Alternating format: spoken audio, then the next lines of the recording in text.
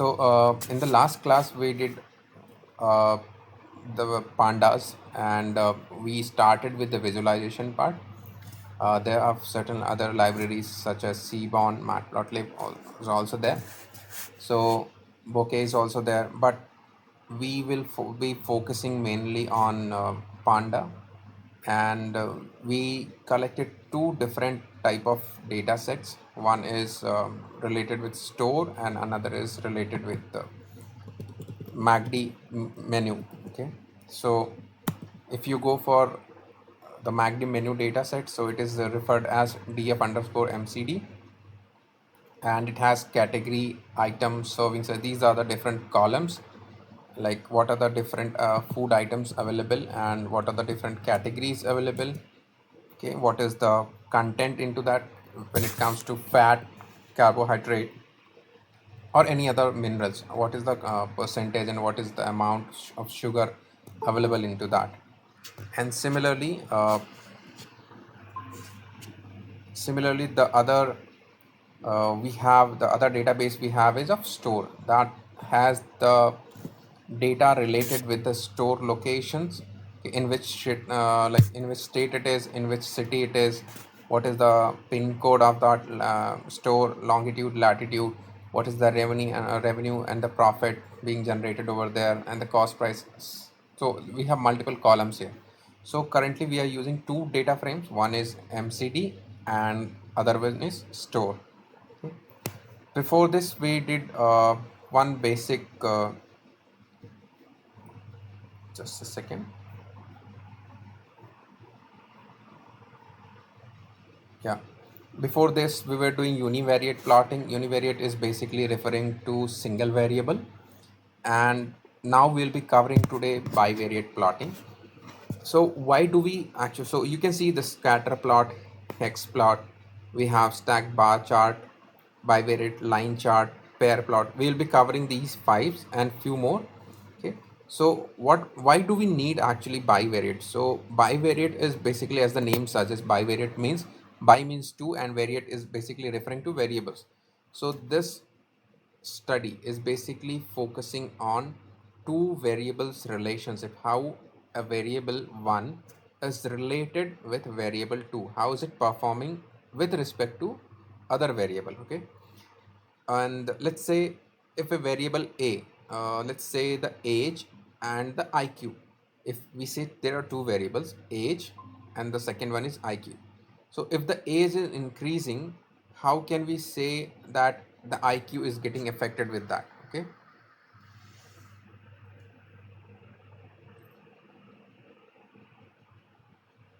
yeah, you can Google. So the understanding basically here, what I want to say is, when there are two variables in normal case scenarios, there can be multiple variables. I just don't say that there could be just two variables. Let's say there are two variables, x and y. Okay, there are two variables, x and y. So the idea is to find what is the relationship between these two variables. Okay, what is the relationship? Could be a linear straight line, something like this, or it could be a relationship where we have some power like x square, if we say this is x square. Okay, or it is exponential, or sinusoidal and sine curve, or cosine curve, or tan, whatever means sinusoidal. It could be sinusoidal, something like this. So what is the relation between these two variables? Okay, to understand that, we do bivariate analysis. So bi is basically two and variate is referring to variables. So let's take an example. The first example which I'll be taking is y is equals to mx plus c. Okay, so here y is basically our variable 1 and x is basically variable 2.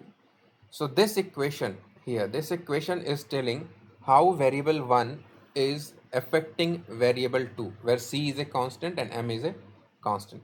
And if you remember carefully, or if you see carefully, you can see that this is the equation of a straight line.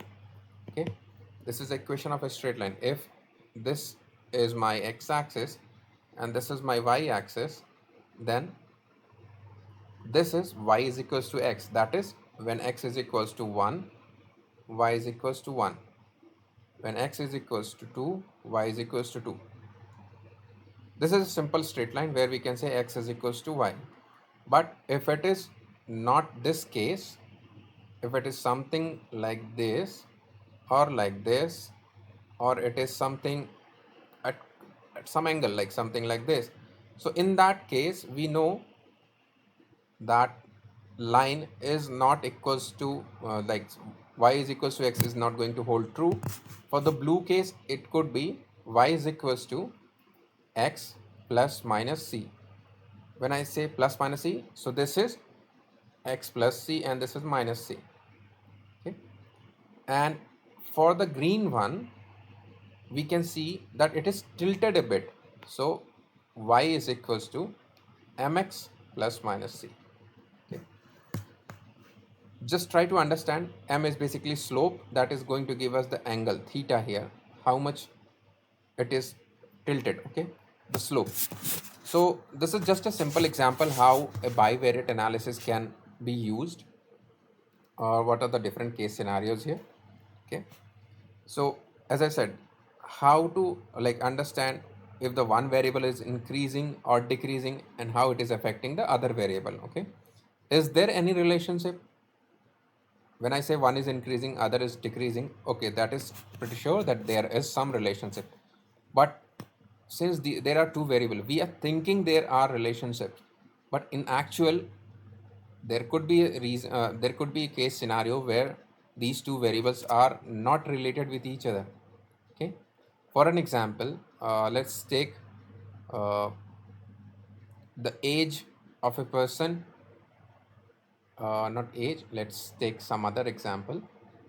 Mm, where we can say two things are not related. So sale of a sweater or any commodity, and let's take that commodity as Kinder Joy. Okay, and it is not related with some other variable where we can say it is sale of the Kinder Joy is not related with let's say the class in which class is a person is studying. Okay, so there is no relationship between a student who is studying in any class and the sale of Kinder Joy. Okay, we can say that it's an assumption. Okay, there could be some other variables also where those two variables are completely not related with each other, or there could be some relation. Means to understand like how those things are related or not related, we go for bivariate plotting. Okay, so first one is scatter plot. In this, basically what we are going to do is we are going to plot the points between axis in the form of dots. So you see here how our distribution or how the points are distributed over xy plot. It is shown in the form of dots. Okay, to do that, let's first understand what are the different columns available with MCD. We have so to get that, we write the name of the data frame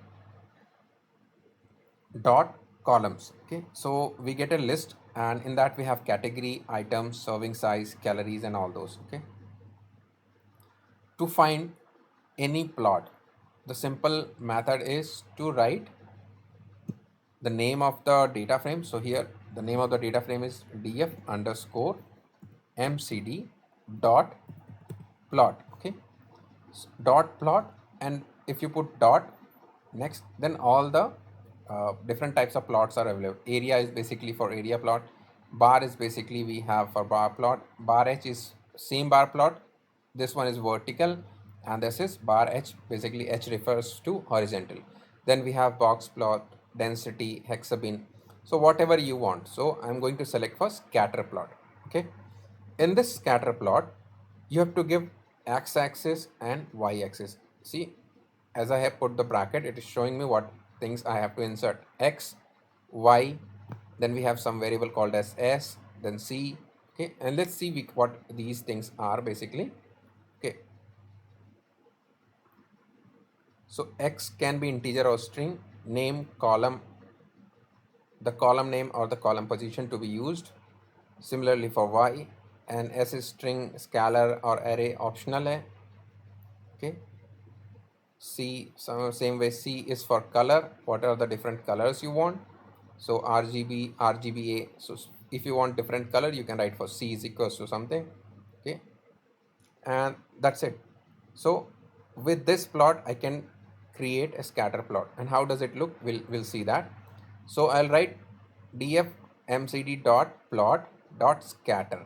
Okay, x is equals to carbohydrates. This is the name of the column, carbohydrate, and y is equals to calories. Okay, so I'm going to plot a scatter plot between carbohydrate and calories. I want to understand how the calories are getting distributed with respect to carbohydrate, how these two things are related. Okay, and then we have color is equals to purple and fig size is equals to 15 comma 7. Fig size is basically size of the image of the graph that you are going to get. So 15 comma 7 is the size of my graph, and color I'm going to put it as purple and then bracket close. Okay, so let's ignore the this first ticks. Will not be covering ticks as of now. Let's ignore that. What tick is basically, when you plot these numbers here, you see 500, 750. These are the ticks. Okay, these are x ticks and these are y ticks. So I am just removing that. Labels, x label is basically carbohydrate here. So x label is basically this, what we have on the bottom side. This is called as labels. Okay, and in some graphs you see something written over here. Okay, just like in, okay, I'll cover that once it is there. I'll cover that. Okay. So I'm including my labels, x label. So for that I'll write plt dot x label, plt dot y label. Okay, and then in argument we can write x label is equals to what and y label is equals to what. And if I want the font size, so this is my font size. Okay, 14. So I will, okay, I'll just, okay then. And for writing any title, as we'll write plt dot title. Plt is basically what? Matplotlib referring or referred as plt here. Okay, where we using matplotlib. So label is equals to calories versus carbohydrate. Sorry, title basically. So this is my title at the top. Okay, and plt dot show is going. It's going to print our uh, the graph, that is the scatter plot between carbohydrate and calories. Now let's understand this graph. Okay, you see the value of carbohydrate is going from 0 to 140, and the calories are spread from 0 to 1780 1750, or let's say 1800. And you see, when the carbohydrate, you can see clearly there is a linear relationship here. Not linear, but it is going in an upward direction. Okay, I'll not say linear. uh, it's going in an upward direction. As the carbohydrate content is increasing, the calories are also increasing. Okay, but you see here, most of the food items that are being served, okay, with 40, 60 and 20, these three values for carbohydrate, the calories are concentrated highly here. Okay, whereas for 120 and 140, it is a bit not very close. It is distributed in a uneven pattern. Okay, so what is happening here, as the carbohydrate content is increasing, the calorie content is also increasing, but we are not very sure exactly how the pattern is getting affected. We have some dots here at the top portion, some dot at the bottom portion. So this is not exactly how I wanted it. Okay, this is not a clear graph. So what I'm going to do is I'm going to use another graph that is called as a regression plot. Okay, so in that I will be using Seaborn. Okay, that is uh, another library, okay, other than matplotlib, Seaborn. So if anything or any plot that I have to use from Seaborn, so I have written Seaborn as import Seaborn as SNS. So SNS dot, SN is basically short form for my Seaborn. So SNS dot reg plot. Reg plot is for regression plot. Okay, So this is going to basically create a regression line between the two variables, that is carbohydrate and calories. So what do I mean by regression line? I'll cover it in a bit. Before that, understand Seaborn and Matplotlib. Okay, there is not much of a difference, but Seaborn has much more beautification parameters as compared to the Matplotlib. So you can use either of those. It does not matter much, but some graphs are only available in SNS or Seaborn. Okay, so in this case, we are going to make a variable called as figure. So figure is equals to plt dot figure fixed size. In this case, we are, if we comment it right now, we'll understand how is it affecting our graph. Okay, so we have sns dot reg plot. This is for regression plot. X is equals to carbohydrate, y is equals to calories. Okay, and the data, what data source we are using. Okay, we are using dfmcd. Okay, and color we are going to keep as brown. Okay, you see here it is brown. Let's not keep it brown. Let's check, let's make it cyan. Okay, you can check it with any. Okay, in this I said there is a linear relationship. Then I said, okay, there is no I'll not say that there is a linear relationship, because it was not sure. I cannot see any line here. I cannot see any straight line here going from point 0 0 to something like this point. I cannot see any straight line that is covering all the points. So that's why I said I cannot say exactly if it is if the relationship is linear or not. But with this particular plot, regression plot, it is going to emphasize more on the data set, and we will be able to see if there is a linear relationship or not. Okay,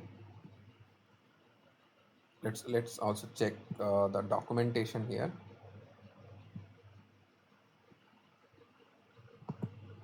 So you see here Seaborn reg plot. Seaborn, this is the official website, and these are the various plot: box and plot, point plot, bar plot, count plot, MIM plot, recit plot. Like there are multiple plots. Okay, it's limitless sort of thing. But every plot has its own uh, value when to use which plot. That is very crucial to understand. And you can read more about any plot if you want. You can read it in their directory, okay, or in the official document. Okay. Now let's see how. Okay, again here I have commented the text, and I have left the labels as it is, and the title plt dot title, and then at last plt dot show. Okay, remember that I have commented here the first line fig is equals to plt dot figure size.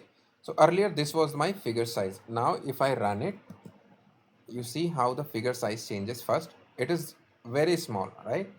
But if I uncomment this, you can choose any values between 18, 15, 7, anything you can do.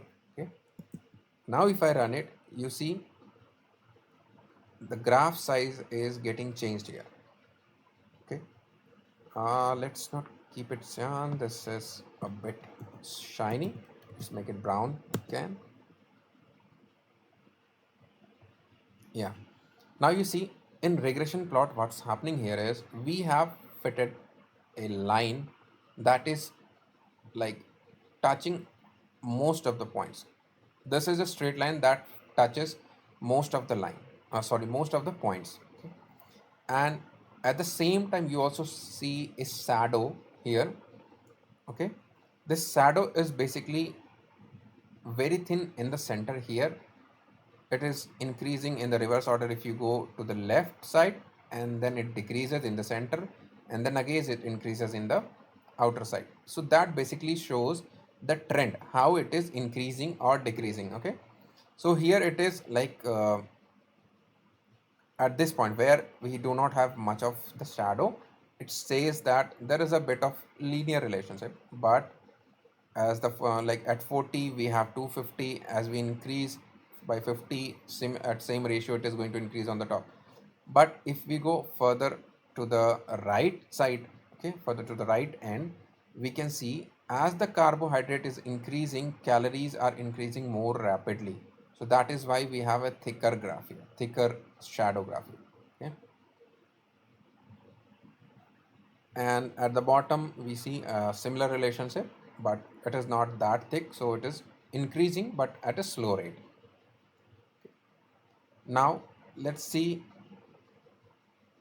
Okay, so I have run the head function again just to see what are the different uh, columns and what are the different values available. Okay, so which I can't see your screen. Okay, I can see now. Sorry. I think it was frozen, which some issue. Okay, no worries. Sorry, I forgot to share it. So, okay, again, I'll just go through it again. So, you see this one as I'm commenting this line, and if I run it, and now you see the size of the graph is going to reduce because I've commented the size line. Okay, now if I uncomment it, I'll get my original size. Okay, and this shadow portion is basically telling us whether the increase it is increasing or decreasing. So as we see high, like bigger side of like bigger shadow, that basically means the relationship between the carbohydrate and calories are increasing here, and with higher effect, like at 120 we have more calories increase. Just a second.